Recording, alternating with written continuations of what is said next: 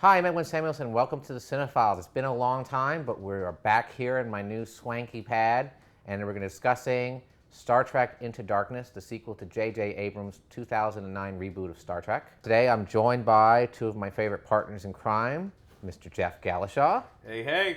And Mr. Eric Cohen. So, guys, let's get into this. I think from my recollection, we all really enjoyed J.J. Abrams' reboot. We thought it was a nice surprise. I liked it. I liked it fine. Okay, that was Yeah, we did talk about it. We all mentioned I think we really liked it. It was a lot better than we expected it to be. And of course, we were really looking forward to the sequel. And it took 4 years for it to come out. And during this time, there was lots of rumors what the plot was going to be about. Is there a certain villain that we all know from the Star Trek universe who might be in it or not? And they lied to us. They lied to us and annoyed us. And well, why don't we get into it? Well, this is going to be a spoiler review. Most of you have probably already seen it by the time this comes out. If you haven't, just turn it off. Go to one of our archived reviews. But yeah, this is going to have to be a spoiler. You know what's so funny is that this is not. And this is the sad thing. I don't think it even needs to be a spoiler. It's not really technically a spoiler. It shouldn't have been. And that's all I'm going to say. I don't get it. I really don't. I'm being honest. I don't get why they had to offer this as a surprise, because it's not much of a surprise. If you look at the trailer, you see. Well, before we get into that, yes. let's get into like the film itself. All right. The film itself starts off, of course, with a very wonderful, spectacular scene at a planet that's about to explode. A very colorful planet. A very colorful planet, and you know it's a typical Star Trek adventure where Captain Kirk violates every single protocol to save his crew and gets reprimanded for it and gets suspended from Starfleet, which we've seen in, I guess, Star Trek 4 and 5. And it's another theme here. Yeah, he does. He gets suspended for violating the protocol. And so during this time... The Prime Directive, thank you. He gets suspended for violating the Prime Directive. And during this time, ironically, kind of like Iron Man, and we've talked about it on another show, there's a terrorist attack, and he's called into action. Okay, first of all, I was entertained by I was surprised at how I did a shitty job describing it. Fuck me. No. You described it. I mean, that's basically there's a terrorist attack. They know who the terrorist is. He goes running and hiding for some reason in a Klingon planet, and so they have to go out and get him. But they're being ordered to kill him, right? So, anyways, and his name is John Harrison. That's the name of the terrorist. So, anyways, before we get into like the spoiler conversation, I want to say that I was surprised at how entertained I was, because I wasn't like I was spoiled on all this stuff before I went into it, and I was expecting to roll my eyes and think, okay, this is stupid and unnecessary. But I enjoyed what I saw. It is one of those films, however, that it's one of those in the moment films where you really enjoy it in the moment. And then when you leave the theater and after you slept on it a bit, you start thinking about, wait a second. A lot of stuff didn't make any sense. A lot of it was actually kind of stupid. It's a great ride as long as you don't think about it. But it doesn't pretend to be anything other than a thrill ride. Great Whereas like Prometheus tried to be deeper and just came across as Well, what's so funny is that you mentioned Prometheus, which how fitting is the problems I had with Prometheus. Damon Lindelof. Yes, is the common thread. It's obvious this man's fingerprints were all over the film. I mean, my God, this man needs to. I mean, he has ideas, very good ideas. I'd be lying. I mean, I think the Prometheus idea is brilliant. My problem is that there's so many logical plot holes and stupid characters doing stupid shit that it can ruin things. This one is not as bad, but the problem is that nothing is really fleshed out. In fact, the character, which I don't know, should we spoil it now? Yeah, yes. Okay, John Harrison, the terrorist, this British actor, or British man who has a British accent, his name is, what is Benedict Cumberbatch, folks. By the way, who's very good. Who's a very good actor. Is Khan Noonien Singh. Sorry, I'm just checking up some facts. Yes, that's him. You're right, the Wrath of Farrakhan, or Wrath of Khan. Sorry, Wrath of Farrakhan is that in Living Color sketch. No, but anyway, is Farrakhan our favorite villain from Star Trek II, The Wrath of Khan, played by Ricardo Montalban. In this one, the character... Montalban, not Montalban. I was like, who's Montalban? Ricardo Montalban, the most interesting man in the world. That other European actor. Well, we'll get back to Ricardo. Okay, don't forget, Alex Kurtzman and Robert Orci also. Who Bob they Orci they also, wrote the original, but this wrote the one, script. Damon Lindelof came in and actually wrote on this Right. one. He didn't write on the previous one. But as you were saying about the Khan, I personally don't care that Khan is a different nationality now than he was, because of the actor. That's not the problem I had with what happened to that character in this movie. I don't think that's anybody's real problem. Yeah, I don't think that's the issue. I think Cumberbatch is fantastic. I think he's fantastic as a character that's out for revenge and is being manipulated and maybe the actual puppet master. I just don't think it needed to be Khan. It didn't need. There was nothing in this. There was nothing that required this character to be Khan. Nothing. Other than, well, here's where I thought maybe this is what they were trying to get at with Star Trek 2. During one scene, Spock, again, spoiler, Spock somehow calls old Spock. And then he says he can't tell him anything about Khan, but he can tell him, like these little things of advice, like it's going to be at a great loss. And I felt like maybe it was like a spiritual sequel where, that's not what actually he said that. Here's what he said. How exactly. how did you defeat him? He said at great cost. Okay, but my thing is, I feel like this is a spiritual sequel to the second one, whereas I don't know if maybe the writers felt that since it's part 2, they had to bring in Khan, but just like how they mixed everything up in the worlds in the first film, maybe for the second film, they'll have the same villain, but they're going to just This is what I think they did. I think it was cynical pandering to what they thought was pandering to the fans. Okay. But this is the problem with that.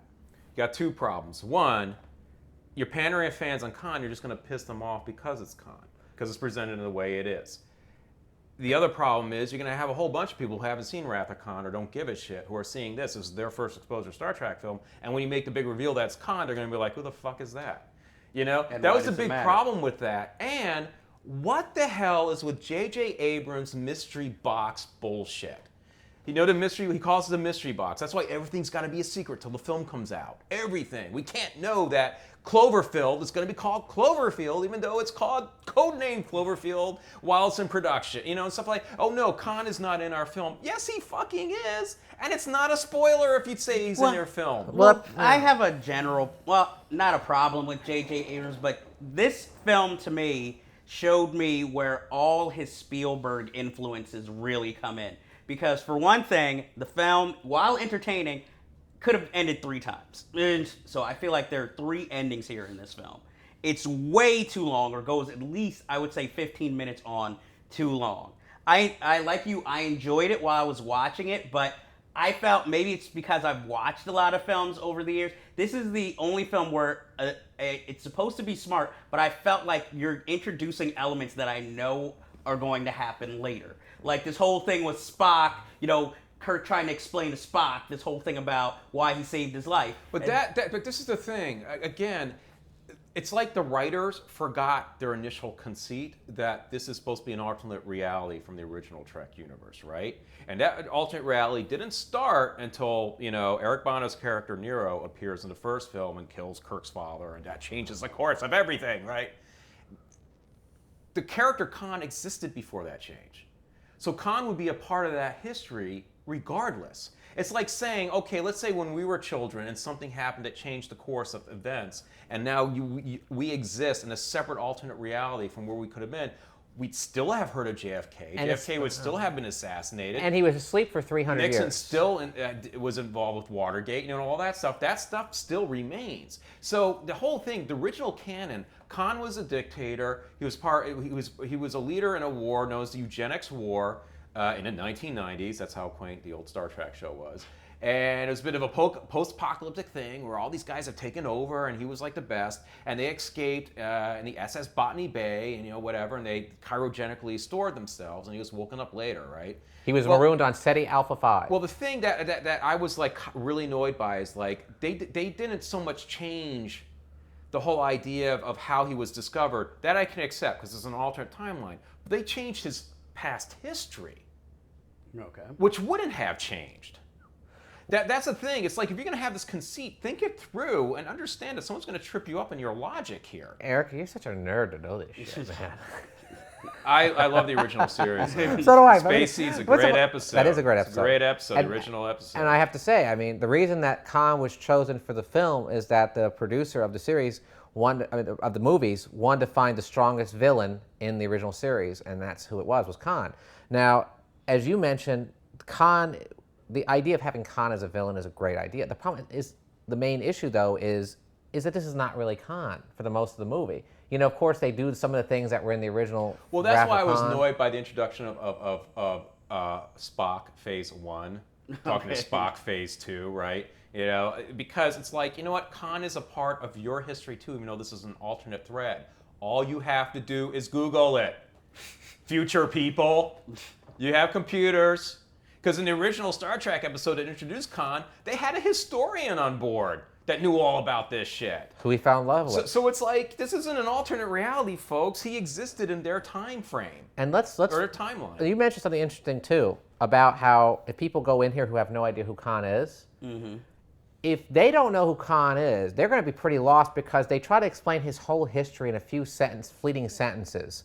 And if you don't know who Khan is, it really doesn't help And you too Khan's much. plan makes no sense. It doesn't make any sense. It makes no fucking sense. It doesn't make any sense. It makes no sense. Okay, you guys are just repeating each other.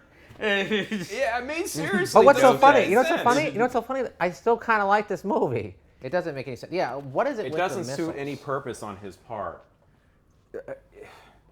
It would suit his purposes more to continue to ally himself with those guys to save his 72 reasons, whatever. Okay. You know, but also in the whole blood thing, why didn't they just remove it from one of the guys who were cryogenically frozen? Well, you know what's so funny is when you mentioned that, when I first mentioned that, I remembered that, but they said there was a thing where they couldn't open up the thing without it blowing up, so it was too dangerous because they didn't know the code. But then I remembered that they removed everybody out of the containers, so they were able to get them out. So why did they need to get Khan? You know why they needed to get Khan? Because they needed a showdown. I was about to say warm blood. I was gonna say living blood. I'm making excuses What did you think? for What did them. you I think didn't of the? even make it. Okay, this is a good question. Why was the USS Enterprise underwater? If they didn't want to be seen, if they didn't want to violate the Prime Directive, wouldn't that be violating the Prime Directive if they're underwater? But they couldn't see it underwater. But they would have to land the ship. They have to put it into their atmosphere, land it into the water, and then bring it back up. Why can't they just beam people down on the planet like they always do? Because they want a big showpiece so you can see the ship coming out of the water.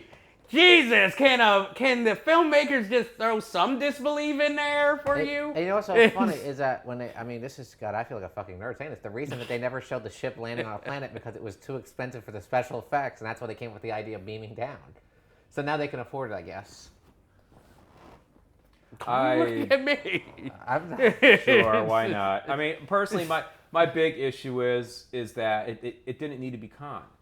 There was no reason why it had to be Khan. If it was going to be Khan, then really do something with that idea, that concept. That now we're going into a separate, the whole alternate reality concept. The original one that we're familiar with was that he was discovered by Kirk and his crew, and it was a near mutiny, and then they resolved the situation by sending Khan and his people to that planet that would eventually result in the Wrath of Khan. Let me ask you, what did they think of the actual? This is one thing we haven't got into yet. What do you think about the remake, or I don't know if you say remake or reimagining of the original Star Trek 2, but being told from a different point of view, where the roles are reversed with Kirk playing Spock and Spock playing Kirk?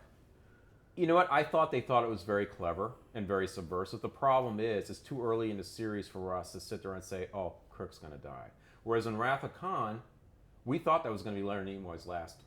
Well, they built it up because they didn't want to play the role anymore. Right. Mm-hmm. That we thought that was going to be the last time we're going to see him. And that's how they're going to get rid of him. Yeah, but we know somehow Kirk's going to come back. But the Kirk thing was like, oh, he's going to come back.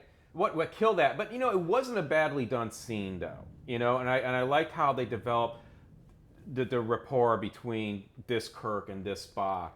I thought both the actors did a very fine job with the music. But the Khan moment, the moment when he yelled Khan. Why the hell did he yell Khan? It wasn't Khan's fault. It was Marcus's fault. Why wasn't he yelling Marcus? It was Marcus that created that whole fucking situation. By the way, speaking of Marcus, it was really good to see Peter Weller back in acting again. And he didn't know that Khan was still alive from the LL Khan. He just fucking put 72 torpedoes on his spaceship and blew him up. Did we like this film? I don't think we did. I think did. I liked it. Sorry, folks. I think know he get took it a little too nitpicky, personally. All right, let's talk about what does Some work. of this stuff is just stupid. Let's It's just stupid. talk about what did work. Okay. Number one is, again, all the performers are great, especially Carl Urban as Dr. McCoy. He's always a breath of fresh air. Chris Pine is really starting to make the role his own, and Zachary Quinto is phenomenal as Spock. Yeah, Zachary Quinto is fantastic. He's a very good actor. I like him In a lot. fact, both him and Chris Pine have a really good dynamic together. They have good chemistry. There's a lot of good chemistry there. And I like Simon Pegg quite a bit. And I thought he did a good job, but his character sometimes doesn't feel like it belongs in that film because he's a little bit too comical. See, I disagree with you. I think Bonds is no Bonds. It's Bones. Scotty. It's Scotty. Bones is no less comical than Scotty if you really look at the film. Bones does as many silly things, has as many silly comments. It's just a different tonal character. True. But Well, he's there for comic relief too. The special effects are excellent. There's some very good action sequences. And there's also, we forgot to mention the appearance of the Klingons. Somewhat reimagined. I thought they were kind of wasted. I did not like the appearance of the I didn't think they were Klingon. that. I didn't like the design. Yeah. And I'm not going to get into it, but Get maybe into it's in my mind, tad bit racist. But again, that's me. Well, the thing is like I remember, and granted, I was a Racist. little kid when Star Trek: The Motion Picture came out, being far more impressed with the way they reconceived the Klingons for that film than what I saw in this one. But you know what? I didn't really care. I was just curious to see where they were going with, John Harrison, who turns out to be Khan, It was dealing with being in that planet. It was a nice way of bringing other villains. I will into say it. what I did like about this approach to Star Trek, though, which we hadn't seen in previous Star Trek films, is seeing it from the streets a little bit more. They hang out in bars. There are other things going on than people wearing Starship Federation uniforms. And things like that. And I liked a look at that where it wasn't that far removed from our present in terms of people's tastes and things like that. And of course, the 9/11. Yeah, but everyone's ties talking in. about that. And I'm just they're- saying. I'm not gonna trust dwell me, on those that. guys aren't so deep to want to make. Oh, but those. Jeff, I know you must have been very disappointed. Why?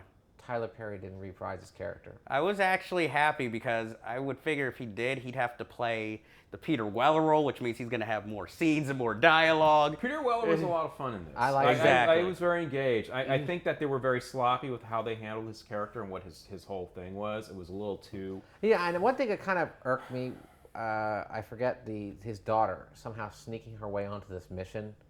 I thought that was a little bizarre that they were on a top secret mission. I still don't understand why she was. Why did she sneak on because her father wanted her to? I didn't. No, get she that. snuck on because because she was didn't- against what her father was doing. Because she didn't know what were in the torpedoes. That was her whole big thing. Oh, because that was a big problem with the film. Yeah, it's like this is a Not top I'm secret big mission. on like exposition, but a lot of the exposition was too quick and was happening while things was happening, so That's you would my miss problem. things. And That's my problem with the movie. That was like my main that problem. whole scene when they're going down to the Klingon planet with Uhura and Spock. That's the moment they give them to have that relationship talk. That was kind of just didn't work in that for me. They needed like another scene for themselves and gave the film some room to breathe a little bit. There was none of that. In it. FYI, for people who do not know, the Carol Marcus character was in the second film, Wrath of Khan, and she was the mother of Kirk's love child. Right.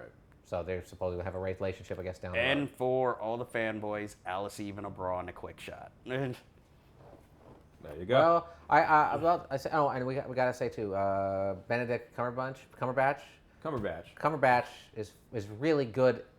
We sound like we were bad-mouthing. We're not. We were bad-mouthing the way they were. one of the best we were things in criticizing. it. He was very good. Let me rephrase that. Cumberbatch is really good in the role. We're not criticizing his performance. It's just the way that it's written. Because again, it didn't need to be Khan. They just did it, I guess, as a surprise. It really And it's didn't not need a to be surprise. Khan, and it's not even spoiler saying it's Khan. They didn't need to keep it a secret. That was just stupid. If there is a spoiler in the film, it's not telling them that Marcus is behind the whole thing. That's the twist. Khan's not the twist. Either you know who Khan is if you're a fan of Star Trek and you're going to be disappointed with how they presented Khan, or you're not going to know who the fuck he is, so you're not going to care. It's not going to mean anything to you. So why did it have to be a surprise? Doesn't make sense. Stupid J.J. Abrams and your stupid mystery box. Before we go, Poor if you're going to see this JJ. film, there's no need to see it in 3D, or it doesn't really look that great. It was I shot know in a lot 2D. of people like it in 3D though. I just watched it in IMAX 3D and I was not impressed with A lot the of people visual saw it style. in 3D and they liked it, but it is beautifully shot. It is I'll well give you shot that. though. It does have a unique look. And by the way, JJ, what the fuck is it with you and the lens flares? It's getting tiring. And stop with the letting the music tell us how to feel in the scenes. Very Spielbergian. Well, you'll be happy to know he's doing all the the Star Wars films next, so we can see what he does to that universe. Yeah, he might. Good job. I mean, I hope. And I just Couldn't be any I'll tell you what, worse. JJ, you're more than welcome with my approval to direct the the Star Wars sequels. Just keep Damien Lindelof out of your world, please. Keep him away from you, please. Okay, so that's our capsule review on Star Trek. Is that really Though it's a Dark rather Review? big fucking horse pill Now, is capsule. that Star Trek? That's a suppository. Into Darkness? Is it Star Trekking into Darkness? Because it's Star Trek like a noun or a verb? What are we talking about here? Your Star Trek Your into journey into Darkness? darkness. Star or is Trek. it Star Trek Into the hyphen darkness. And what is the darkness exactly? That's a good question. What is the darkness they went into? No, was it of the soul? They turned off the light. I don't know. Is But it they really- it Khan's outfit? Khan! Well, that was a dark, He had a pretty tight badass outfit. outfit, I gotta say. It was very tight. And It's very tight. It's tight. Are you tight, Mr. Powers? No, so anyways. Wow. Yeah, so you can see I was okay with the film. I was entertained by it, but I thought I it liked was it. pretty stupid. I liked it. It's not going to make my top 10 of the year, but I enjoyed it for what it was. Is it better than the first film? Yeah, I thought the first one was better. No, the first one. First one all the way. First one was better. All right. Well, I'm Edwin Samuelson. This was the CineFiles Star Trek Into Darkness review. I don't know if it was a mini review or it was a suppository, but there you go. Jesus, it's raining. Bye. Bye.